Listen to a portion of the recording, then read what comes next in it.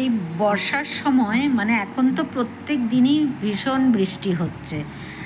তো এই বর্ষার সময় যদি এরকম একটা চিকেনের রেসিপি থাকে আর তার সাথে রুটি, পরোটা, লুচি, নান যে কোনো একটা কিছু থাকে, তাহলে জিনিসটা পুরো জমে যাবে।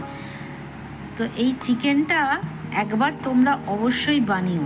চিকেনটার নাম হচ্ছে অঙ্গার চিকেন। আর এর মধ্যে একটা স্মোকি ফ্লেভার থাকার জন্যে চিকেনটা খেতে অসম্ভব সুন্দর হয়েছিল। তোমরা অবশ্যই এটা বানাবে, বানিয়ে আমাকে কমেন্ট করে বলবে তোমাদের কেমন লেগেছে। তার জন্যে আমি তোমাদেরকে রেসিপিটা দিলাম, পুরো রেসিপিটা দেখার অনুরোধ রইল। আর এই রেসিপিটা বানানোর জন্যে প্রথমে কিছু জিনিস ড্রাই রোস্ট করে নিতে হবে। তার মধ্যে আছে ধনে, জিরে, মৌরি, গোলমরিচ,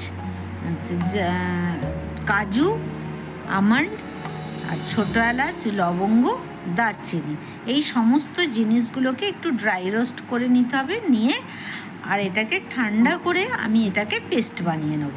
আর এদিকে আমি কড়ার মধ্যে তেল দিয়েছি। তেলে আমি 500 গ্রামের মতো আমার চিকেন নিয়েছি। তার জন্য আমি 3টে মাঝারি সাইজের পেঁয়াজ নিয়েছি।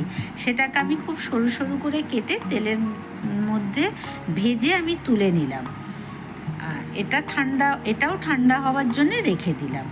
এবারে তেলটা যখন ঠান্ডা হয়ে গেল, এই পেঁয়াজ ভাজার তেলটা ঠান্ডা হয়ে যাওয়ার পরে আমি এতে ওই চিকেনটা দিয়ে দিলাম। আর এই চিকেনটাতে আমি আগে থেকে দই মাখিয়ে রেখেছিলাম 1 ঘন্টা আগে। এবারে ওর মধ্যে আমি দিয়ে দিলাম 1.5 চামচের মতো আদা রসুনের পেস্ট, একটা গোটা টমেটো বাটা, আর আগে থেকে যে মশলাটা ড্রাই রোস্ট করে রেখেছিলাম সেইটাও পেস্ট করে নিয়েছিলাম, সেটা দিলাম। পেঁয়াজ যেটা বেরেস্তা বানিয়েছিলাম সেটাও পেস্ট করে দিলাম। আর দিলাম কাশ্মীরি লঙ্কার গুঁড়ো 1 চামচ আর হলুদের গুঁড়ো 1 চামচ দিয়ে এটাকে খুব ভালো করে আমি মিশিয়ে নিলাম। খুব ভালো করে এই জিনিসটাকে মিশিয়ে নিতে হবে। তো কালারটা দেখলাম একটু সাদা সাদা হয়েছে, তাই আমি আরেকটু কাশ্মীরি লঙ্কার গুঁড়ো দিলাম আর কাসুরি মেথি দিয়ে দিলাম। কাসুরি মেথিটাও একটু গরম করে নিয়ে ওটাকে হাত দিয়ে গুঁড়ো করে এর মধ্যে দিয়ে দিলাম। দিয়ে ভালো করে মাখিয়ে এটাকে 1/2 ঘন্টা মতো আমি ঢাকা দিয়ে রেখে দিয়েছিলাম।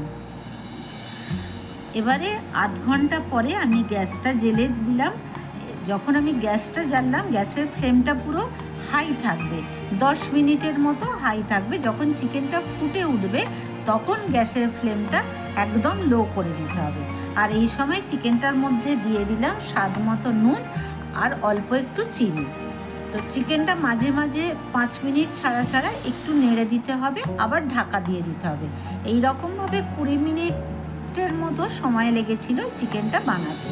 তো যখন দেখো চিকেনটা 5 মিনিট পরে আমি ঢাকাটা খুলে দেখলাম চিকেনটা প্রচুর জল বেরিয়েছে, মানে চিকেনের জল, দই সব মিলিয়ে অনেকটা, এতে কোনো জল দেওয়া যাবে না, ওটাতেই চিকেনটা সিদ্ধও হবে আর কষানোও হবে। এরকমভাবে ওই 5 মিনিট ছাড়া ছাড়া একবার করে ঢাকাটা দিয়ে রাখতে হবে, আবার একবার করে খুলে চিকেনটাকে একটু নেড়ে দিতে হবে। তো আবার যখন আমি খুলে দেখলাম তেলটা বেশ সুন্দরভাবে ছেড়ে গেছে চিকেনটা থেকে, মানে মশলাটা থেকে, তখন এর মধ্যে আমি দিয়ে দিলাম একটু কোচানো ধনেপাতা আর 3টে গোটা কাঁচা লঙ্কা, কারণ কাঁচা লঙ্কার ফ্লেভারটা খুব সুন্দর লাগে।